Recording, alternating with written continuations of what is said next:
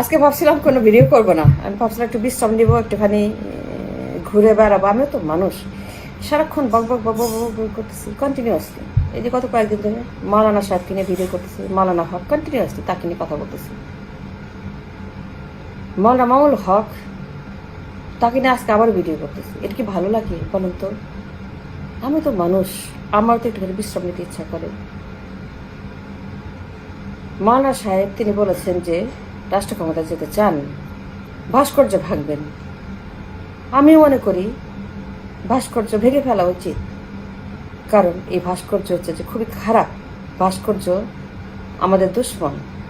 ভাস্কর্য থাকবে না, এবং ভাস্কর্য ভাঙার জন্য এবং আরও অন্যান্য কারণে তাদের ক্ষমতায় যাওয়াই উচিত। তিনি বলেছেন রাষ্ট্র ক্ষমতায় গেলে পরে ভাস্কর্য ভেঙে ফেলবেন। তিনি বলেছেন যে রাষ্ট্র ক্ষমতায় যেতে চান। আমাদের রাজপুত্রের একটি সমালোচনার কঠিন জবাব দিয়েছেন এই হক সাহেব। তিনি বলেছেন যে রাষ্ট্র ক্ষমতায় গেলে পরে সমস্ত ভাস্কর্য তিনি ভেঙে ফেলবেন। আমাদের রাজপুত্র, রাজা, রানী, প্রিন্স, প্রিন্সেস, প্যালেস, সোনা দানা, বেগমপাড়া, হাজার হাজার লক্ষ লক্ষ কোটি কোটি টাকার কোনো শেষ নাই। রাজা রানী, এই যে আমাদের দেশে রাজা রানীর একটা উদ্ভাবন হয়েছে, রাজা রানী এখন আমাদের দেশকে শাসন করছে। রাজা রানী, রাজপুত্র, প্যালেস, এবং আমাদের দেশে সেই কুইন ভিক্টোরিয়া, আমি তাদের কথাই বলছি। আমি রাজা রানীকে একদম লাইক করি না। কেন করি না জানেন?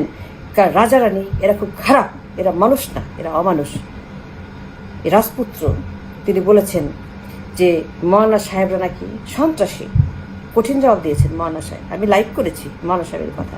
তিনি বলেছেন যে রাষ্ট্র ক্ষমতায় যাবেন এবং ভাস্কর্য ভেঙে ফেলবেন। খুব ভালো কথা, কারণ এত ভাস্কর্য ভাঙবে কে? রাষ্ট্র ক্ষমতায় তারা না গেলে পরে ভাস্কর্য ভাঙার মতো শক্তি তো কারো নাই। এই শক্তি শুধু তাদেরও রয়েছে, যারা আমাদের দেশের একটি মেজরিটি জনসংখ্যা, এখন জনগোষ্ঠী, তাদেরই রয়েছে এই সমস্ত মাওলানাদের সাপোর্টার। তারা যদি রাষ্ট্র ক্ষমতায় না যায় তাহলে পরে এই ভাস্কর্য দিয়ে আমরা কি করব? লক্ষ লক্ষ কোটি কোটি ভাস্কর্য আমরা কি একাই ভাঙতে পারবো? আমরা পারবো না। সুতরাং তাদেরকে রাষ্ট্র ক্ষমতায় আনতে হবে এবং সেই জন্য তাদেরকে সাপোর্ট করতে হবে, তাদেরকে উৎসাহিত করতে হবে। সমালোচনা করব, কিন্তু কম কম করব, বেশি বেশি তাদেরকে উৎসাহ দিব, যেন তারা রাষ্ট্র ক্ষমতায় যায় এবং গিয়ে ভাস্কর্যগুলাকে একটা একটা করে সবগুলাকে ভেঙে গুঁড়া করে বঙ্গোপসাগরে নিক্ষেপ করে। এই ক্ষমতাই শক্তি একমাত্র তাদের রয়েছে। সুতরাং তাদেরকে আমরা সমর্থন করবো, তাদেরকে নিশ্চয় করবো না। সেই জন্য আমি তাকে নিয়ে একটুখানি বেশি বেশি বক বক করছি, বকওয়াজ হয়ে গেছি, তাই না? যাই হোক, যে কথা বলছিলাম, মাওলানা মামুল হক সাহেব একটি সম্ভাবনার জায়গা। এখন রাজপুত্রের প্রশ্নের জবাবে যে কথা বলে ফেলেছেন, এইখান থেকে ফেরত যাওয়া যাবে না। তিনি বলেছেন রাষ্ট্র ক্ষমতায় যেতে চান, তার মানে তারা হিসাব করেই এই কথাটা বলেছেন। তারা বিনা কারণে, বিনা হিসাবে এই কথা বলবেন না। নিশ্চয়ই তাদের একটা ইচ্ছা রয়েছে যে রাষ্ট্র ক্ষমতায় যেতে চান এবং গেলে পরে এই সমস্ত ভাস্কর্য ভেঙে ফেলতে চান। সেই ইচ্ছা মাওলানা সাহেব মিডিয়ার সামনে প্রকাশ করে দিয়ে তিনি কিন্তু আমাদেরকে একটা আশার জায়গায় নিয়ে গেছেন, যেখান থেকে তিনি আর কখনো ফেরত যেতে পারবেন না, এবং আমরাও তাকে ফেরত যেতে দেব না। এবং আমরাও চাইব যেন তিনি এবং তারা রাষ্ট্র ক্ষমতায় গিয়ে এই দেশটাকে তারা রক্ষা করেন, দেশটাকে হেফাজত করেন। দেশটা যেখানে গেছে, যে জাহান্নামের আগুন 12 বছর দাও দাও দাও দাও করে জ্বলছে, এটাকে আমরা সহ্য করতে পারছি না। সুতরাং এই উত্তাপ থেকে নিষ্কৃতির জন্য এখন তাদেরকে রাষ্ট্র ক্ষমতায় গিয়ে এই দেশের শৃঙ্খলা পথে আনতে হবে। কিন্তু একটা শর্ত আছে, একটা শর্ত আছে। সবার আগে তাকে একটা মুরগি ধরতে হবে ক্ষমতায় যাওয়ার মাপকাঠি, অর্থাৎ তিনি যে যোগ্য। আমরা বুঝবো কি করে মাওলানা মামুল হক কিংবা তাদের মতো ধর্মভিত্তিক দলগুলা রাষ্ট্র ক্ষমতায় যেতে পারবে? এটা মানদণ্ড কি? মানদণ্ড হচ্ছে যে তাকে একটা মুরগি ধরতে হবে। মুরগি ধরতে হবে, সেটা আবার কি? মুরগি ধরতে হবে মানে কি? আমার মাথা কি খারাপই হয়ে গেছে? আপনারা হয়তো ভাবছেন যে মিনা ফারুকী পাগল হয়ে গেল, এসব কি উল্টাপাল্টা কথা বলতেছে। না, আমি উল্টাপাল্টা কথা বলতেছি না। মামুল হক সাহেবের ক্ষমতায় যাওয়ার মাপকাঠি হচ্ছে যে তিনি কি একটা মুরগি ধরতে পারবেন?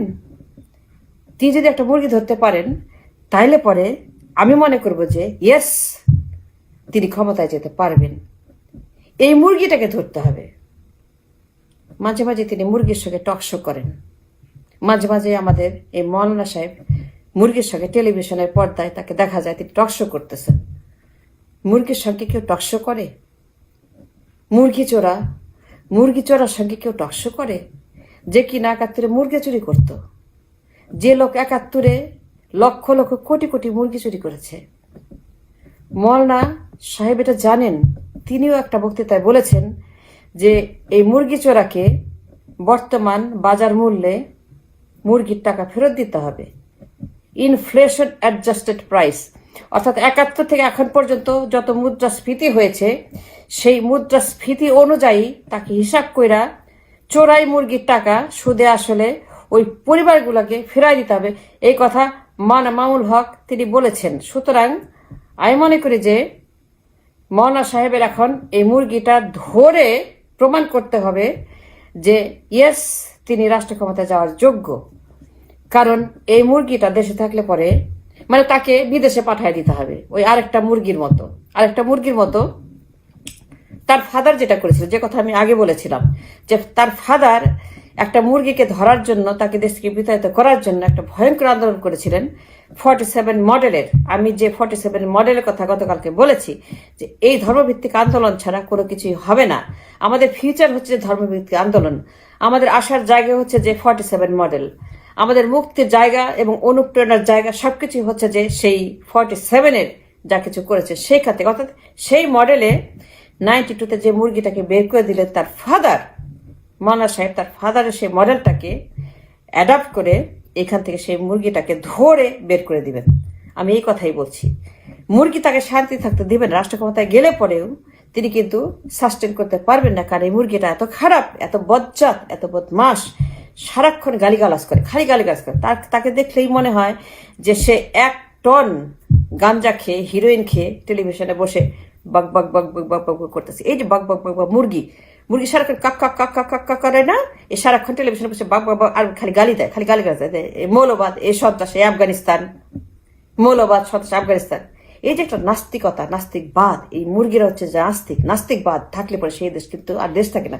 সেই দেশ হয়ে যায় একটা একটা একটা একটা একটা জাহিলিয়া যুগের দেশ, অন্ধকার অন্ধকার অন্ধকার। আমি বলতেছি যে বর্তমানে যে নাস্তিকরা এই দেশকে শাসন করছে, শোষণ করছে, এবং এখান থেকে যারা কিনা বেগম পাড়া বানিয়েছে, হাজার হাজার লক্ষ লক্ষ কোটি কোটি বেগম পাড়া সারা বিশ্ব জুড়ে, যাদের আজকে চুরি চামারি ডাকাতির কারণে, আমি বলছি যে এই সমস্ত নাস্তিকদেরকে ধরে তার ফাদার যেটা করেছিল যদি পাঠিয়ে দেয়, তাইলে পরে অফকোর্স তিনি হবেন আমাদের দেশের রাষ্ট্রনায়ক। Why not?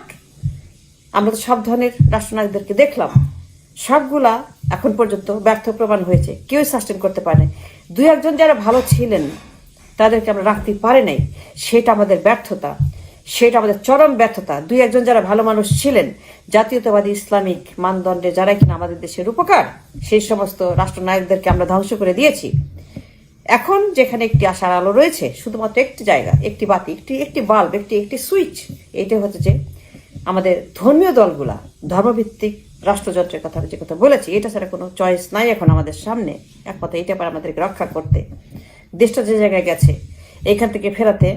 মানে আমি যেটা বলছিলাম যে এই মৌলানা সাহেবকে এখন মুরগির সঙ্গে টকশো করা বাদ দিয়ে মুরগিটাকে টেলিভিশন পথে খাপ করে ধরে ফেলবেন, যেটা তার ফাদার করছিল। অর্থাৎ যখন তাকে ডাকবে তিনি সেখানে যাবেন, গিয়ে মুরগিটাকে ধরবেন। অর্থাৎ তিনি টকশোতে যাবেন শুধুমাত্র মুরগিটাকে ধরার জন্য যাবেন তিনি, কিন্তু তার সঙ্গে কোনো কথা বলবেন না, মুরগির সঙ্গে কোনো আলোচনা নয়। তিনি যাবেন সেখানে মুরগিটা ধরার জন্য, টেলিভিশনের পর্দা থেকে ধরে একদম অন ক্যামেরা তিনি আমাকে সেটা প্রমাণ করবেন আমার কাছে, ইয়েস তিনি মুরগিচরকে ধরেছেন, এবং এই মুরগিচরকে ধরে এই দেশ থেকে তিনি কিভাবে বিতাড়িত করবেন সেটা আমরা পরে দেখব। সেটা অপেক্ষার জন্য আমার কোনো আপত্তি নাই, কিন্তু মুরগিটাকে ধরতে হবে। এই মুরগি চোরাকে ধরে প্রমাণ করতে হবে যে রাষ্ট্র ক্ষমতা যাওয়ার জন্য তিনি উপযুক্ত। তার এই কোয়ালিফিকেশনের মানদণ্ড, রাষ্ট্র ক্ষমতা যাওয়ার একমাত্র প্রমাণ তিনি এই মুরগিটাকে ধরে আমাদের কাছে একজন যোগ্য ব্যক্তি হিসাবে, ক্যান্ডিডেট হিসাবে। আরও একটা কাজ করতে হবে, সবগুলো ধর্মভিত্তিক দলকে এক জায়গায় বসাতে হবে। এবং একসঙ্গে রাস্তায় নামতে হবে এবং আন্দোলন করতে হবে এই মুরগিদের বিরুদ্ধে এবং নাস্তিকদেরকে এদিক থেকে বিতাড়িত করার জন্য তার ফাদার যে মডেল আন্দোলন করেছিলেন 92-93-তে সেই মডেলে তাদেরকে রাস্তায় নামতে হবে এবং সমস্ত জঞ্জাল সাফ করে রাষ্ট্র ক্ষমতা তাদের হাতে নিতে হবে এবং এটা করার জন্য জনগণের সাপোর্ট তারা পাবেন এই বিষয়ে আমার মধ্যে কোনো সন্দেহ নাই, কোনো সন্দেহ নাই। Thanks for watching. এটা একটা জোক, এটাকে সিরিয়াসলি নিয়েন না। আই ওয়ান্টেড টু লাফ, আমি আজকে হাসতে চেয়েছি। আশা করি আপনারা আমার সঙ্গে হেসেছেন। মুরগি চোরা, মুরগি ধরতে হবে, খপ খপ মুরগি ধরো। বাই।